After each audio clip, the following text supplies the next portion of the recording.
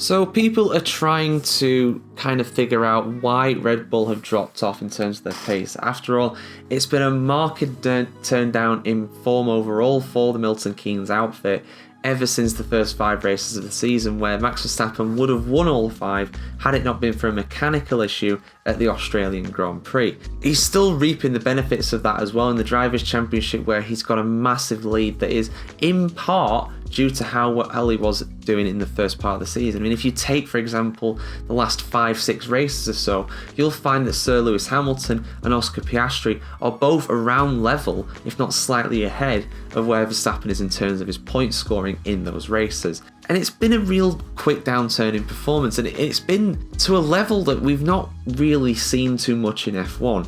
Now, I will say that these things can happen and that Mercedes and McLaren have, regardless of this, done an incredible job to catch up to Red Bull.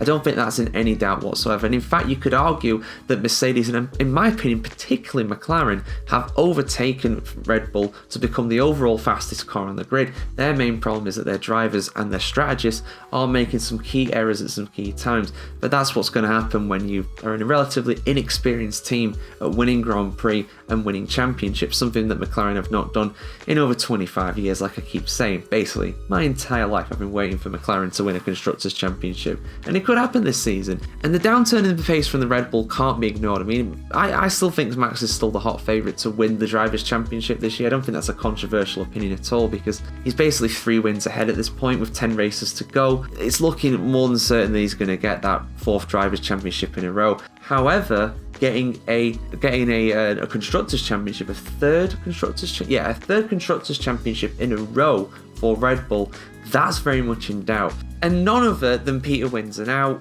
I'll be honest, I'm not the biggest fan of Peter. I'm not. I feel like he does spread some unsubstantiated rumours at times, I'll be honest. But with this, I think he might have a point. But there's not going to be a way to prove this. Now, before I go into detail about this, I just want to say that I'm not accusing Red Bull of cheating here. I am not saying that they have actively gone out and gone, yeah, we're going to break the regulations, we're going to go around this, and we're going to create an absolute god tier car that nobody can compete with. I'm not saying they've done that. I think they found a loophole in the regulations and they've exploited it, which is exactly what every single Formula 1 team tries to do. And if they're not trying to do it, they're not doing it right. They are not going for the championship.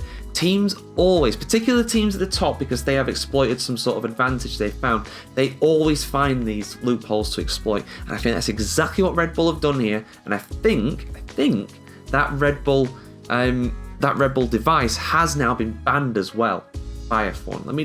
I can't go into too much detail about it because this warrants a much longer discussion. If you want a longer discussion on it, go over and watch Tomo's video on YouTube. I think he's fantastic, and I think he's done an incredible video on this. But the long and the short of it for me is that basically there is an alleged braking device on that Red Bull. At least there was anyway. So the rear brakes of the car had some kind of cross-brake inertia valve, it's being called. That's what Windsor's called it here. And what that basically means is that there's pretty much a difference between the left side of the brake and the right side of the brake. Think of a differential on a car, a little bit like that, to do with the turning speed of the wheels.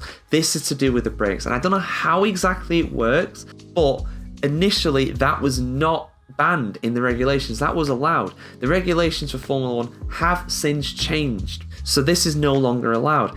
And this was done between the Chinese and the Miami Grand Prix, which is exactly where Red Bull's pace started to decline. Lando Norris won his first race in his Formula 1 career in Miami, and yes, the pace of the car was still good. Max Verstappen still won plenty of races after that, but in nowhere near as dominant fashion as he was early in the season. Remember, he won Bahrain by like 20 seconds, did the same in Japan as well. The guy was on fire. And even though he's won races since then, it's been nowhere near as convincing, it's been nowhere near as crushing. I mean, look at how much Sergio Perez has been struggling. He hasn't had a podium since China, let alone getting close to a win. So there we go, guys. That's what I think. I think there's been something going on here with Red Bull, but at the end of the day, I am not accusing them of cheating. I'm not saying getting them out of the championship, disqualifying them. They have seen a loophole in the regulations. They exploited it. They got found out. Those regulations have now changed. They've removed the device on the car and they're suffering because of it. That is my opinion on it. What's yours, guys? Let us know in the comments below, of course. As always, this is a very interesting issue. And people have come out from Red Bull and denied this. There's been a staff member, a designer, I believe, or a mechanic from the Red Bull pit garage who has come out and just basically called rubbish on what Windsor said here. So you have to take it with a pinch of salt. Do you believe the Red Bull mechanic? Do you believe Peter Windsor? Do you believe me? Do you agree with what I'm saying? Let us know in the comments below as always. And of course, for much more F1 content, do keep it tuned right here to the F1Chronicle.com.